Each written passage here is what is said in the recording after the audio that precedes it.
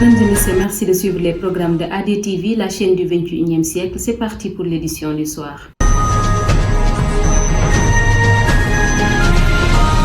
L'actualité de ce mardi, Amnesty National, libération annoncée de Ousmane Sonko, la grosse colère de Adji Sarr. Vous aurez les détails dans ce journal. Élection présidentielle 2024, l'ONG Jamra accuse l'UE de vouloir dérouler son calendrier LGBT à travers sa mission d'observation. Report de l'élection, toujours le CUD exige le respect du calendrier républicain et le départ du président Macky Sall à la tête du pays dès le 3 avril prochain. À suivre dans ce journal. Crise politique, l'appel des ex-présidents Diouf et Wade aux Sénégalais. C'était tout pour les titres. Le développement, c'est dans une poignée de secondes.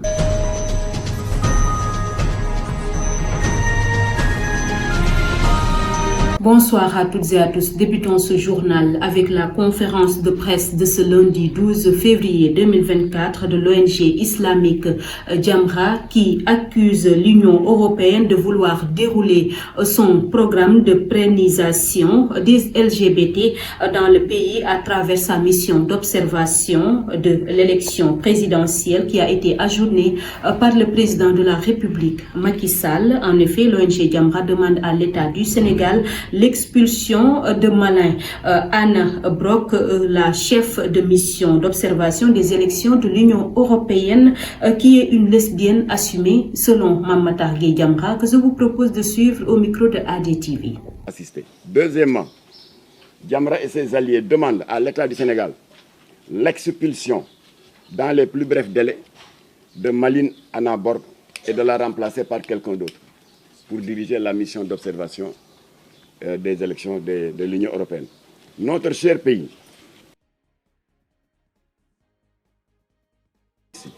Cheikh al-Islam Baye Ibrahima Niass, Seydina Limamou et tant d'autres, ne sera jamais et n'acceptera jamais d'être un terrain d'expérimentation de modes de vie qui sont aux antipodes des nobles valeurs que nous ont généreusement léguées nos vaillants ancêtres et les grandes figures religieuses qui reposent en terre sénégalaise. Avant l'ouverture de la campagne électorale de la présidentielle de 2024, l'ONG islamique et ses alliés effectueront une tournée nationale d'information dans les cités religieuses pour démontrer, dossier à l'appui, aux autorités et khalifes, comment les... Interpellé depuis samedi lors des manifestations, le coordonnateur départemental de PASTEF, Mamadou Lamine Diaité, le responsable Fatou Fall et 18 autres personnes ont été libérées par le procureur Elias Abdoulaye Diop. En conférence de presse hier, les responsables de PASTEF à Mbour avaient exigé leur libération. Dans la même foulée, un remake est prévu ce mardi. Je vous le disais dans les titres, le collectif des universités pour la démocratie exige du président de la République Macky Sall le respect du calendrier républicain et de son départ à la tête du pays dès le 3 avril prochain. Face à la presse lundi 12 février, ces universitaires qui disent s'engager résolument dans la lutte pour la restauration de la République entendent mener ce combat aux côtés de toutes les forces vives de la nation en appelant à la mise en place d'un front républicain. Maïmouna Djité était présente dans cette rencontre. Le président n'a pas la compétence pour abroger le décret convoquant le corps électoral, parce qu'ici nous sommes dans un cadre de compétences liées. Le président a l'obligation de convoquer le corps électoral, c'est une obligation constitutionnelle, c'est une obligation dans le code électoral.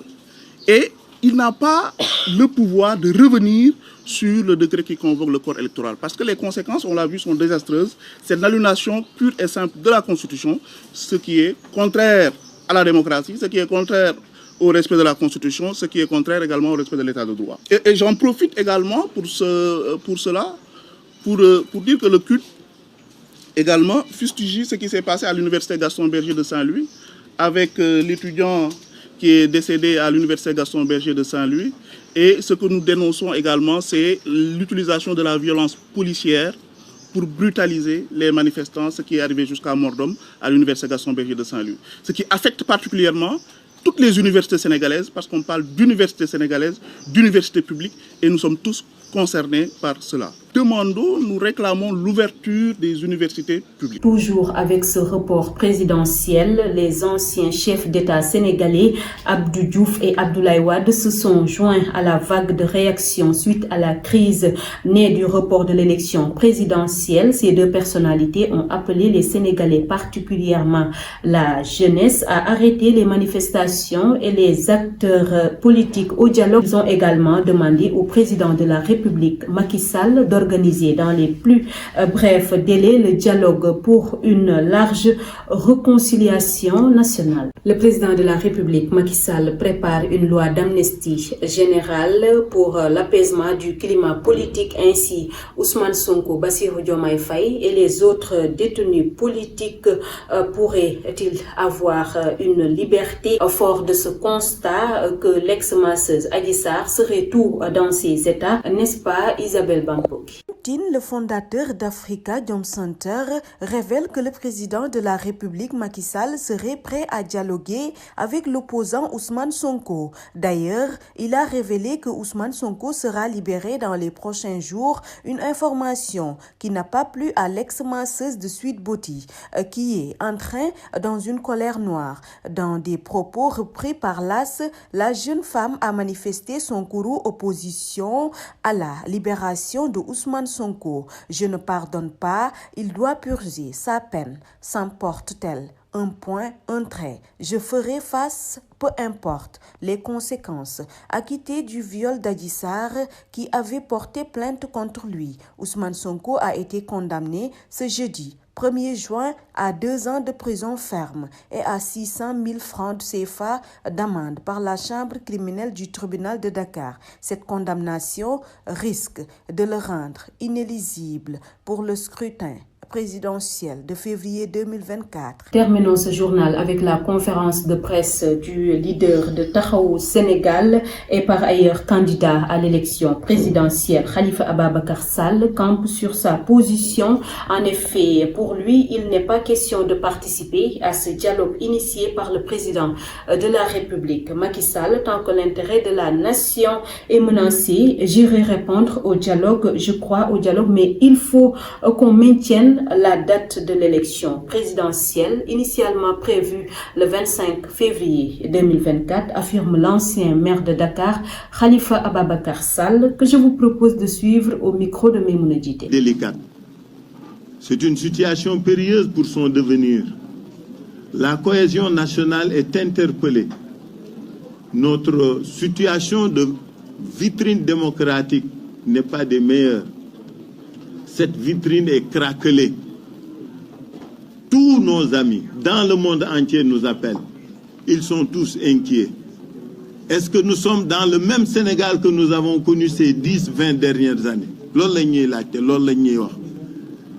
Il nous appartient à chacun de nous de faire en sorte que, véritablement, nous puissions, dans un sursaut national, dans un sursaut d'orgueil, dans un sursaut démocratique, amener le pouvoir à renoncer à ce projet funeste à la démocratie ou pour la démocratie, pour que les élections aient lieu à date échue. Nous avons toujours été pour des élections inclusives. Nous n'avons pas changé d'avis. Nous ne changerons d'avis. Nous ne changerons jamais d'avis. C'était à l'instar Khalifa Ababacar Sall, leader de la coalition Taxawu Sénégal. Merci beaucoup, chers internautes de ADTV. C'est cet élément qui met fin à cette édition. Merci de l'avoir suivi sur ADTV, la chaîne du 21e siècle.